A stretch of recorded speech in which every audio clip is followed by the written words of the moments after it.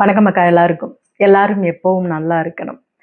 இங்க வாழ்க்கையில நிறைய ஒவ்வொரு காரியங்கள்லயும் நம்ம தோக்குறோம், ஜெயிக்கிறோம், வாழ்றோம், ஏதோ ஒண்ணு.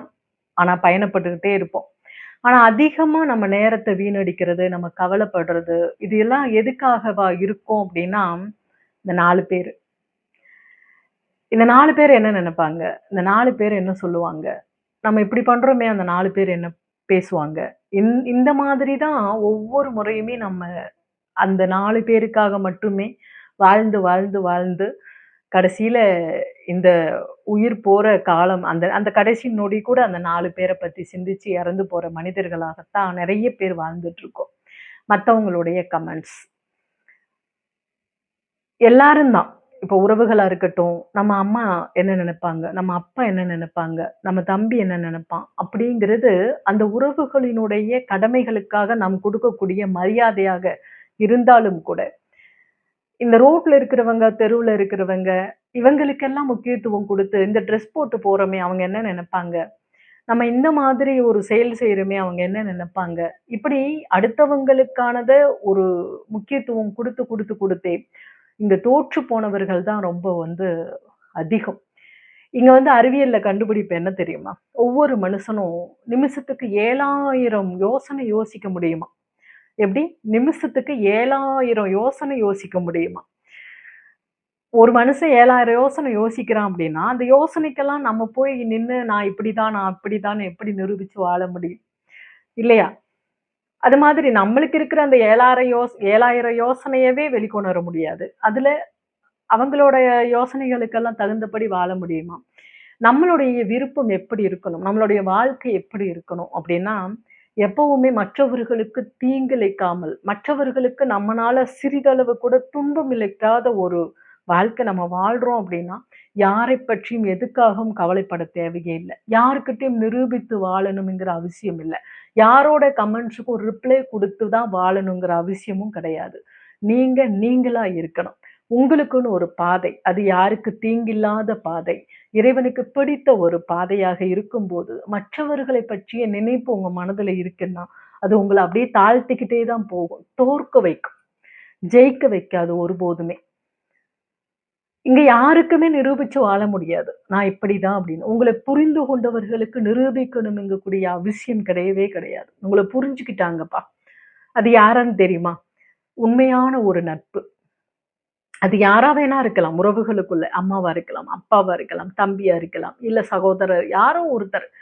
சகோதரி, சகோதரர் யாரோ ஒருத்தர். இல்ல கணவன் மனைவிக்குள்ள கணவனோ, இல்ல மனைவியோ. ஒரு புரிந்து கொண்ட ஒரு நட்பு. அது இல்ல வெளியில தான் என்னோட ஃப்ரெண்ட்ஸ் யாரோ, அவங்க என்ன புரிஞ்சுக்கிறக்கூடிய தன்மை இருக்கு அப்படின்னா, அது ஒரு பெரிய வரம். அந்த வரம் உங்க கூட இருக்கணும். அந்த வரம் எப்படி இருக்கணும் தெரியுமா? உங்கள அடிக்கணும். "ச்சீ! இப்படியா நீ?" அப்படிலாம் கேட்கணும். "என்னடா இப்படி சொல்றாங்க அம்மான்னு" நெனைக்கிறீங்களா? ஆமா. நீங்க செய்ற நன்மைகளையும், தீமைகளையும் சுட்டிக்காட்டி, நீங்க செய்யக்கூடிய நன்மைகளையும், தீமைகளையும், "ச்சீ! இப்படி பண்ணாதன்னு" சொல்லக்கூடிய ஒரு தன்மை கூட இருக்கும்போது, ஊரோ, உலகமோ உங்கள சீன்னு சொல்ல வைக்க மாட்டாங்க. அப்படி ஒரு நட்பு உங்களோட இருக்கணும். எதையும் எதிர்பார்க்காத ஒரு நட்பு. காசு பணத்தை தாண்டி, எந்த ஒரு அனாவசிய தேடல், எதிர்பார்ப்பை தாண்டி ஒரு நட்பு. அது ஏதோ இருக்கட்டும். கூட இருக்க உறவுகள் அமைஞ்சாலும் வரம். இல்ல ஏதோ ஒரு சிறு வயதிலிருந்து என்னோட நட்பு. இல்ல திடீர்னு எனக்கு ஒரு நட்பு அமைஞ்சது. 2 பேருக்கும் நல்ல ஒரு ஒற்றுமை இருக்கு. அந்த ஒற்றுமை என்ன புரிஞ்சுக்கிடுச்சு. எனக்கு எந்த எதிர்பார்ப்பும் இல்லாம எனக்கு நல்ல அட்வைஸ் பண்ணுது. என்ன வழிநடத்துது. அப்படின்னு சொல்லும்போது, அதுதான் வரம். அந்த வரம் நமக்கு கிடைச்சதுன்னா, நம்மளுக்கு எந்த கவலையுமே கிடையாது. நம்மளுடைய தவறுகளையும், நன்மைகளையும் சுட்டி காமிக்கக்கூடிய ஒரு அற்புதமான ஒரு நட்பு.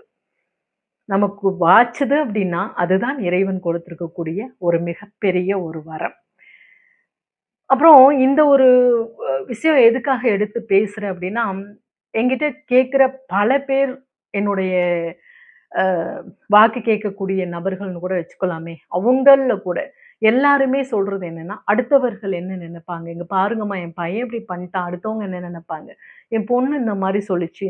அடுத்தவங்க என்ன நினைப்பாங்க? நான் கஷ்டப்படுறேன். என்ன பார்த்தா அடுத்தவங்க என்ன நினைப்பாங்க?"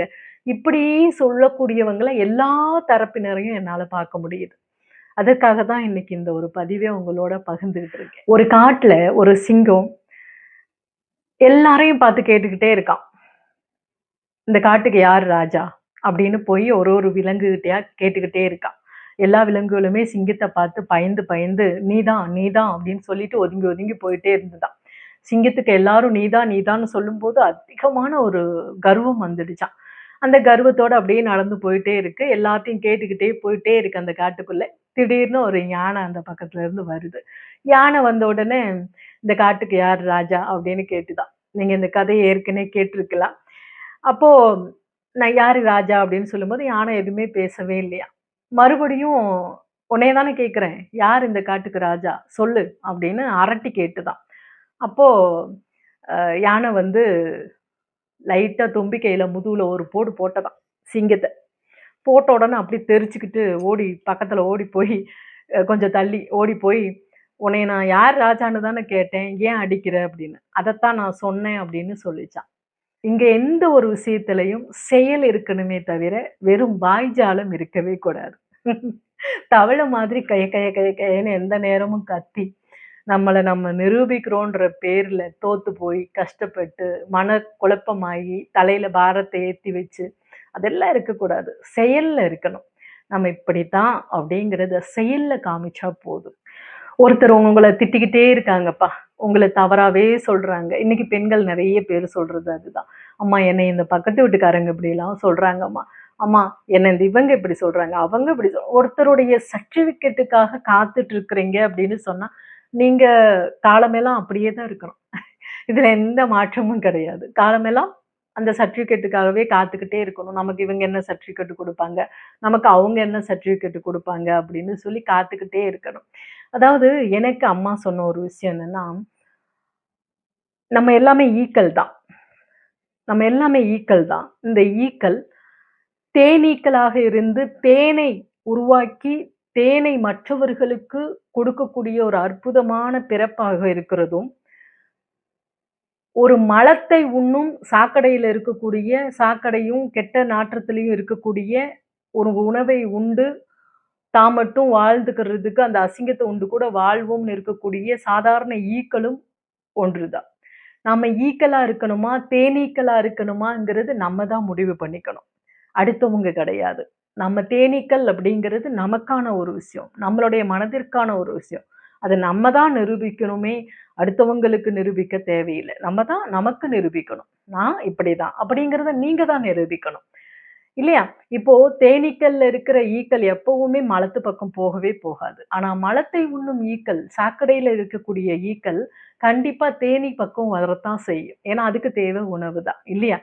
ஆக வாழ்க்கையில நம்ம எல்லாரும் ஒரே மாதிரியாக இருந்தாலும் கூட, நம்மளுடைய மனசாட்சிக்கு, நம்மளுடைய இறைசாட்சிக்கு தகுந்தபடி ஒரு வாழ்க்கை யாருக்கும் துன்பம் இல்லாத தர்ம சிந்தனைகளோடு, பக்தி மயத்தோடு, ஒழுக்கத்தோடு, நிதர்சனமான ஒரு அற்புதமான ஒரு வாழ்க்கை எல்லாரும் வாழணுமே தவிர, இங்க யாருக்கு யாரும் நிரூபிச்சு, நிரூபிச்சு வாழ்ந்து, அதனால நம்ம அனுபவிக்க போற எல்லாமே கஷ்டம் என்ற ஒரு வார்த்தையே தவிர, இன்பம்ங்கிறது ஒண்ணுமே கிடையாது.